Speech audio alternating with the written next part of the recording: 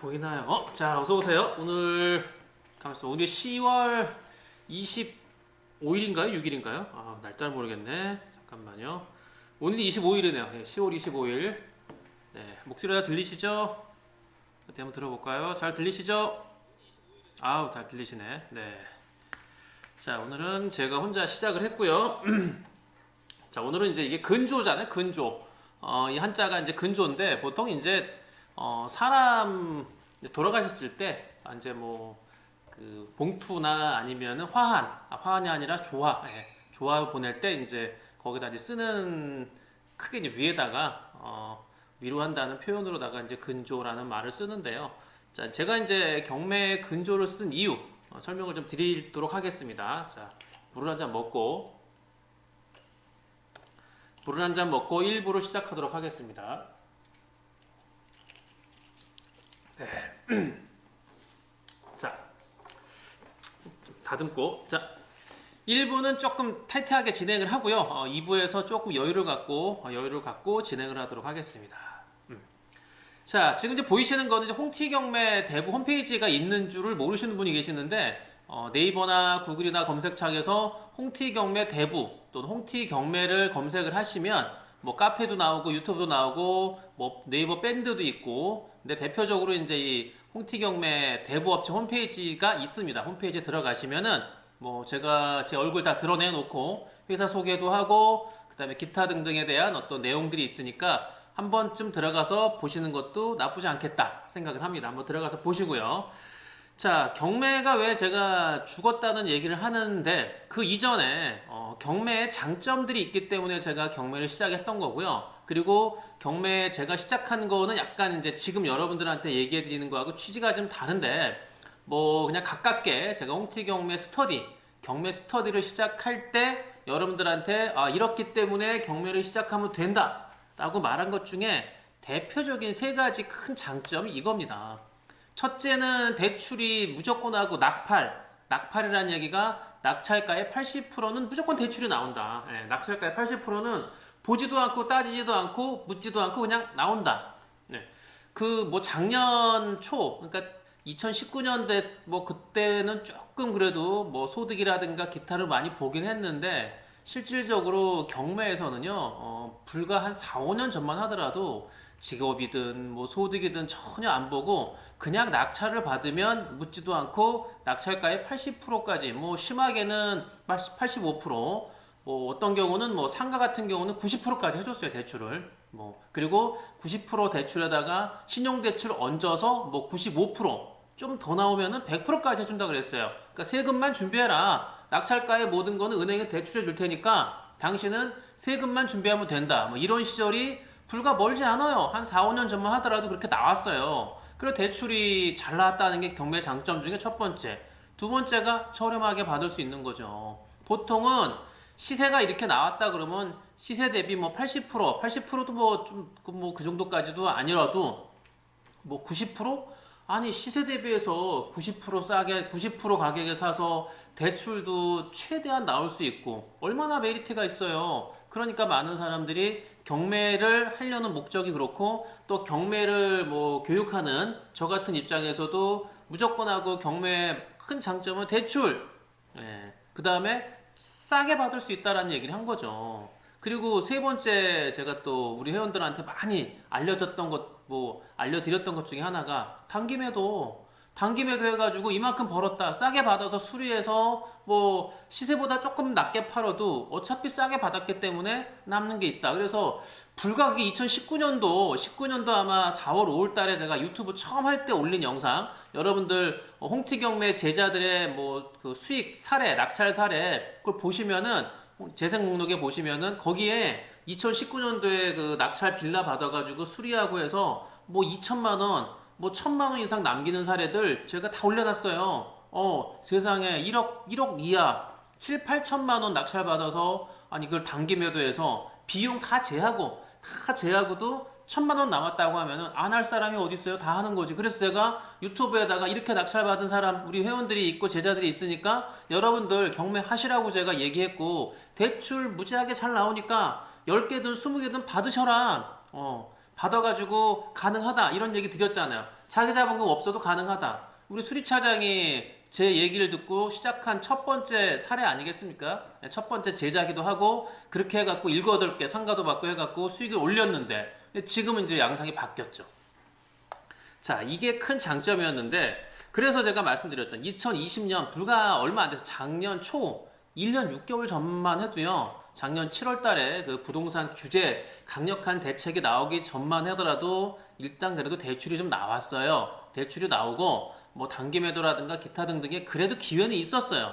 예, 있었다고 보고 그리고 그렇게 해서 수익을 올린 분들도 많이 계셨고 그런데 문제는 2020년 7월 16일인가요? 아마 15일인가? 부동산 대책이 발표가 되면서 일단 내가 집이 하나 있어. 집이 하나 있으면 두 번째 집을 취득할 때 경매든 매매든 관계없어요. 무조건 조정지역은 8% 세금이에요. 1억짜리 뭐 1억 이상, 뭐 1억 이하는 지금 1.1%니까. 근데 1억 이하에 뭐 빌라밖에 더 있어요?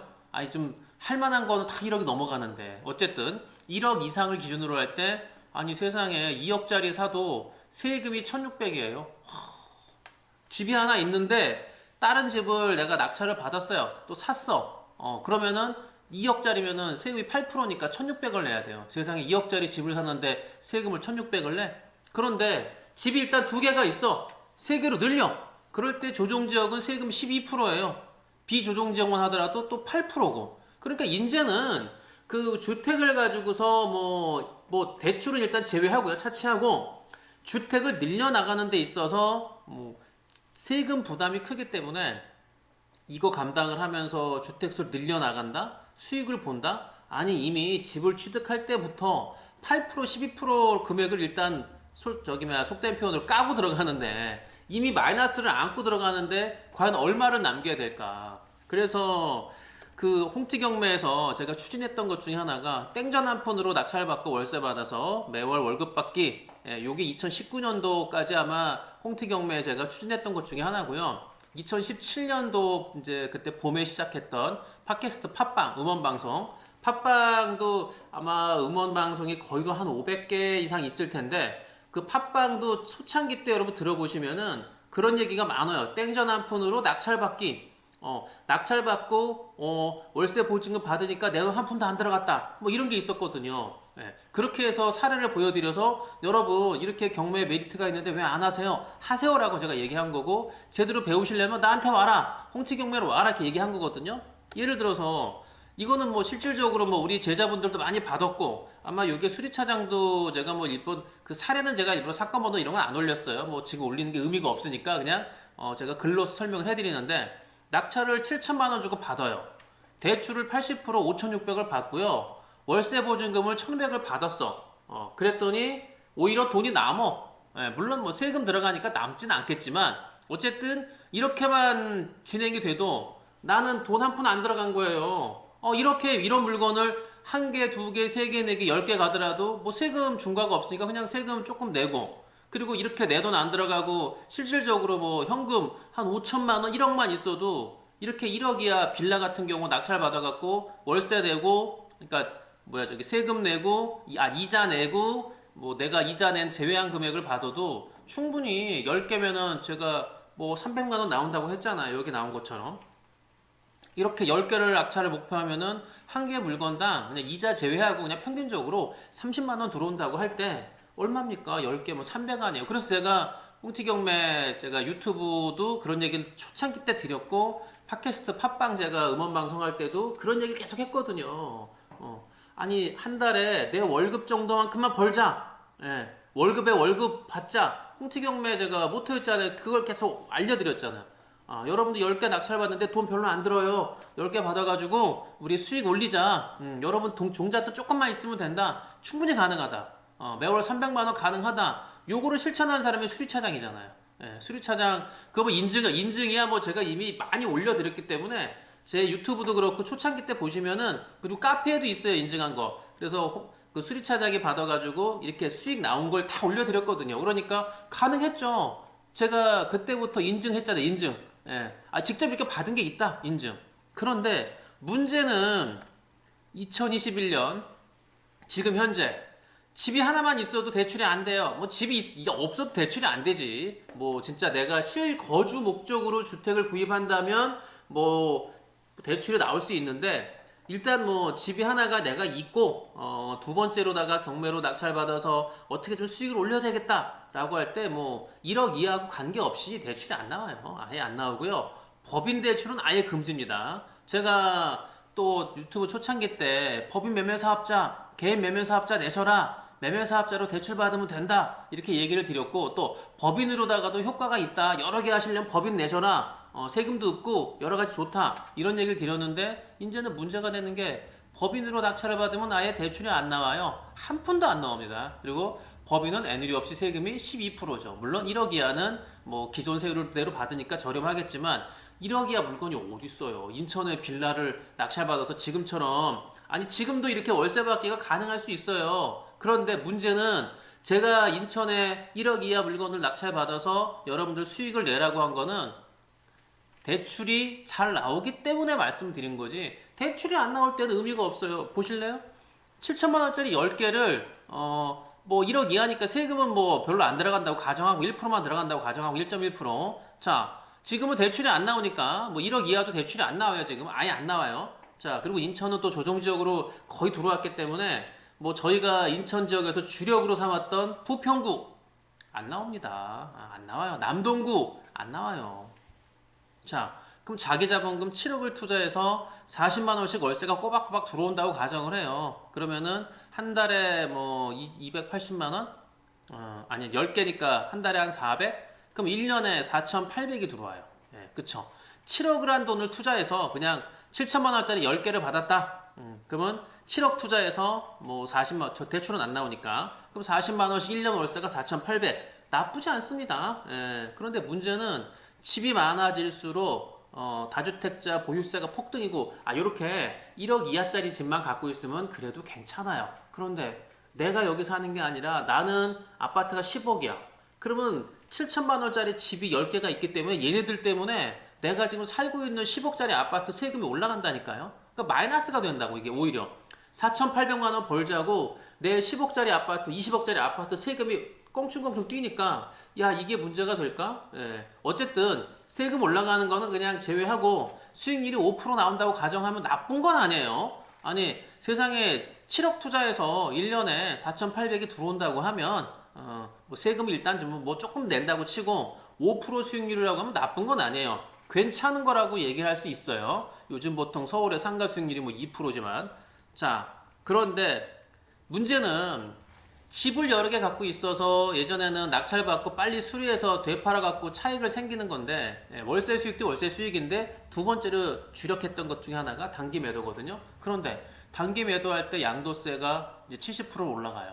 세상에 1억 나오면 7천 세금 내래. 그리고 이제 1년에서 2년 보유해도 양도세가 60%예요. 꼼짝 말고 2년 이상 보유해야 되는데 그런데 이게 문제가 되는 거는 단기 매도를 목적으로 해서 내 자본금을 투입했는데 근데 7억이나 있어야 10개를 하는 거고 1억 있으면 하나밖에 못 하는데 과연 하나 가지고 낙찰받아서 2년 동안 기다렸다가 비과세 혜택을 받고 뭐 하려면 이게 좀 복잡한 것도 아니고 2년 시간을 기다려야 되니까 그러다 보니까 단기 매도가 원천적으로 금지가 되다 보니까 경매 메리트 수익 구조에서 이제 많이 떨어지는 거죠. 안 되는 거죠. 하여튼 결정타는 그리고요 경매 메리트가 제가 감소하는 것 중에 결정타는 낙찰가하고 시세하고 거의 같은 가격이라는 거예요. 예전에는 그래도 시세가 이 정도 나갔으면 아무리 경매라 그래도 물론 넘어가는 것도 있었어요. 예전에도 있었고 제가 지금 가장 아까운 것 중에 하나가 딱 두 개거든요. 잠실의 장미 아파트하고 그 잠실역 바로 그 롯데캐슬 앞에 있는 거. 그 다음에 올림픽 공원 그 올림픽 그 동문인가? 아니 남문인가?